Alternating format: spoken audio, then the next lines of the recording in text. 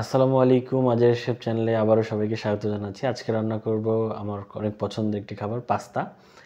তাই চলুন শুরু করা যাক পাস্তা রান্না। তো প্রথমেই হচ্ছে আমি পানির মধ্যে হচ্ছে লবণ এবং পাস্তাটা হচ্ছে পানি সেদ্ধ করে নিব।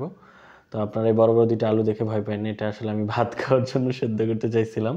যাই হোক, এটা নিয়ে পরে একটা মজার ঘটনা আছে, শেষে দেখতে পাবেন। তো পাস্তাটা সেদ্ধ হয়ে গেলে আমি পানিটা ঝরিয়ে এইভাবে কিছুক্ষণ রেখে দিব। তারপর হচ্ছে পাস্তার জন্য আমি ডিমটা হচ্ছে ভেজে নেব, ডিমের ঝুরি যেটাকে আর কি বলে।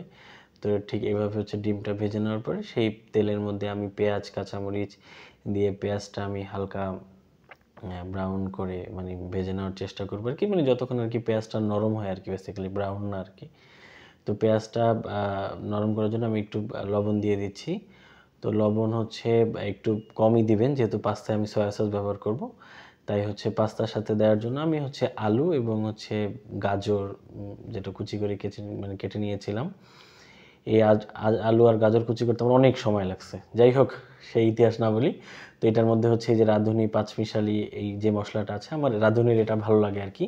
তো এটা হচ্ছে অর্ধেকটা দিয়ে দিব। তো এইভাবে করে হচ্ছে দিয়ে দেবো এবং সেই সাথে হচ্ছে এই ক্যানের হচ্ছে মটরশুঁটি, এটা একটা ক্যান পাওয়া যায়, দাম 40 না জানি 60 টাকা।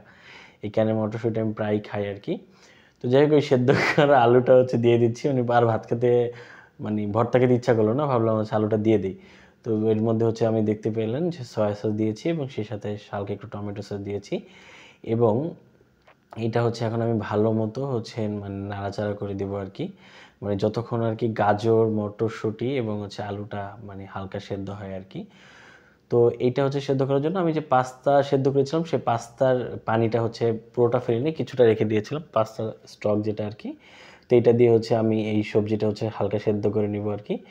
তো সবজিটা হচ্ছে এইভাবে হচ্ছে ঢেকে ঢেকে দিয়ে আপনি এটা মানে সেদ্ধ করে যতক্ষণ না আর কি 70 থেকে 80% সেদ্ধ না হয় আর কি। তো এইভাবে করে হচ্ছে আমি প্রায় কিছুক্ষণ পর পরই হচ্ছে ঢেকে দিয়ে এবং হচ্ছে নাড়াচাড়া করে দিচ্ছি যেন লেগে না যায় আর কি বেসিক্যালি। আর এভাবে করে হচ্ছে প্রায় সবজিটা যখন সেদ্ধ হয়ে যাবে, অলমোস্ট দেখেন আমার সবজিটা প্রায় সেদ্ধ হওয়ার পথে, মাঝখানে হচ্ছে আলুটা ভেঙে দিয়েছি আর কি।